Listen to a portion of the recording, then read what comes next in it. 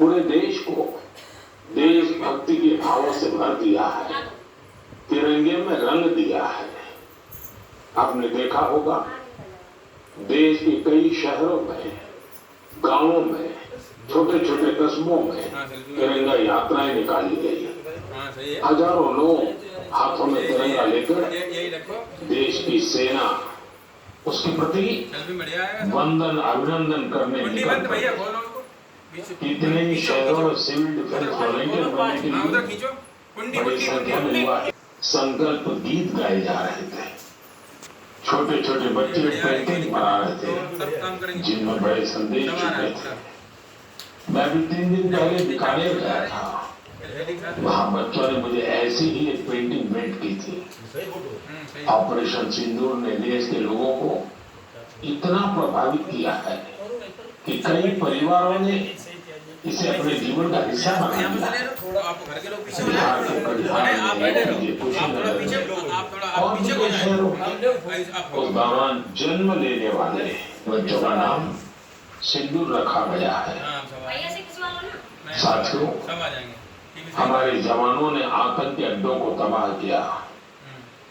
यह उनका अदम्य साहस था और उसमें शामिल थी भारत में बने हथियारों, उपकरणों और टेक्नोलॉजी की ताकत। उसमें आत्मनिर्भर भारत का संकल्प भी था। हमारे इंजीनियर्स, हमारे टेक्नीशियन, हर किसी का पसीना इस विजय में शामिल है। इस अभियान के बाद पूरे देश में वोकल फॉर लोकल को लेकर एक नई ऊर्जा दिख रही है। कई बातें मन को छू जाती है। एक माँ बाप ने कहा देशभक्ति की शुरुआत बचपन से होगी। कुछ परिवारों ने शपथ ली है, हम अपनी अगली छुट्टियां देश के किसी खूबसूरत जगह में ही बिताएंगे। कई युवाओं ने मेड इन इंडिया का संकल्प लिया है, वो देश में ही शादी करेंगे। किसी ने यह भी कहा है अब जो भी गिफ्ट देंगे वो किसी भारतीय शिल्पकार के हाथों से बना होगा। साथियों, यही तो है भारत की असली ताकत, जन मन का जुड़ाव, जन भागीदारी। मैं आप सबसे भी आग्रह करता हूं, आइए इस अवसर पर एक संकल्प लें। हम अपने जीवन में जहां भी संभव हो देश में बनी चीजों को प्राथमिकता देंगे। यह सिर्फ आर्थिक आत्मनिर्भरता की बात नहीं है, यह राष्ट्र के निर्माण में भागीदारी का भाव है। हमारा एक कदम भारत की प्रगति में बहुत बड़ा योगदान बन सकता है। साथियों, बस से कहीं आना जाना कितनी सामान्य बात है, लेकिन मैं आपको एक ऐसे गांव के बारे में बताना चाहता हूं जहां पहली बार एक बस पहुंची। इस दिन का वहां के लोग वर्षों से इंतजार कर रहे थे। सड़क थी, लोगों को जरूरत थी, लेकिन पहले कभी यहां बस नहीं चल पाई थी। क्यों? क्योंकि ये गांव माओवादी हिंसा से प्रभावित था। यह जगह है महाराष्ट्र के गढ़चिरौली जिले में और इस गांव का नाम है काटेजरी। काटेजरी में माओवाद के खिलाफ सामूहिक लड़ाई से अब ऐसे क्षेत्रों तक भी बुनियादी सुविधाएं पहुंचने लगी है। गांव के लोगों का कहना है कि बस के आने से उन लोगों का जीवन बहुत आसान हो जाएगा।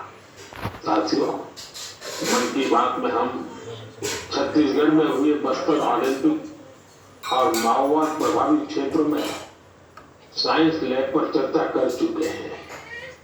यहाँ के बच्चों में साइंस का पैशन है, वो स्पोर्ट्स में भी कमाल कर रहे हैं।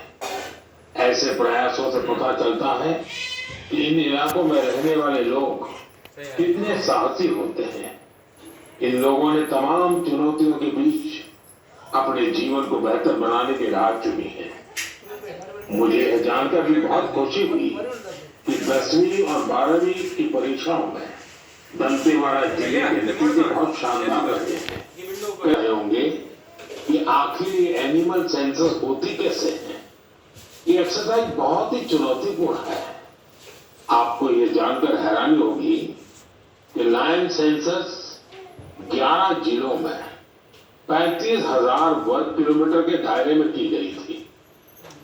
सेंसस के लिए टीमों ने राउंड द क्लॉक यानी 24 घंटे इन क्षेत्रों की निगरानी की। इस पूरे अभियान में वेरिफिकेशन और क्रॉस वेरिफिकेशन दोनों किए गए।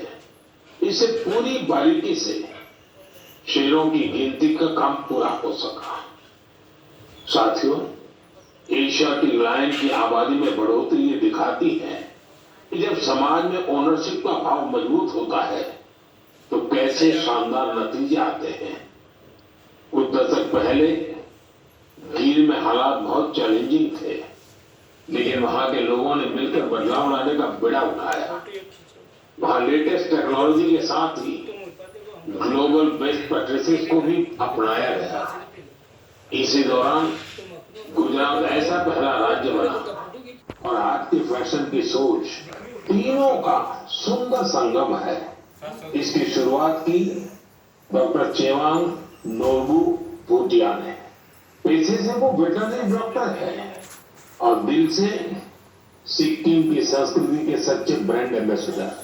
उन्होंने सोचा कि उन्हें बुनाई को एक नया आयाम दिया जाए और इसी सोच से जन्म हुआ क्राफ्टेड फाइबर का। उन्होंने पारंपरिक बुनाई को मॉडर्न फैशन से जोड़ा और इसे बनाया एक सोशल एंटरप्राइज। अब उनके यहाँ केवल कपड़े नहीं बनते, उनके यहाँ जिंदगियां बुनी जाती है। वे लोकल लोगों को स्किल ट्रेनिंग देते हैं, उन्हें आत्मनिर्भर बनाते हैं। गांवों के बुनकर, पशुपालक और सेल्फ हेल्प ग्रुप, इन सबको जोड़कर डॉक्टर भूटिया ने रोजगार के नए रास्ते बनाए हैं। आज स्थानीय महिलाएं और कारीगर अपने हुनर से अच्छी कमाई कर रहे हैं। क्राफ्टेड फाइबर्स के शॉल, स्टॉल, दस्ताने, मोजे सब लोकल हैंडलूम से बने होते हैं। इसमें जो ऊन का इस्तेमाल होता है वो सिक्किम के खरगोशों और भेड़ों से आता है।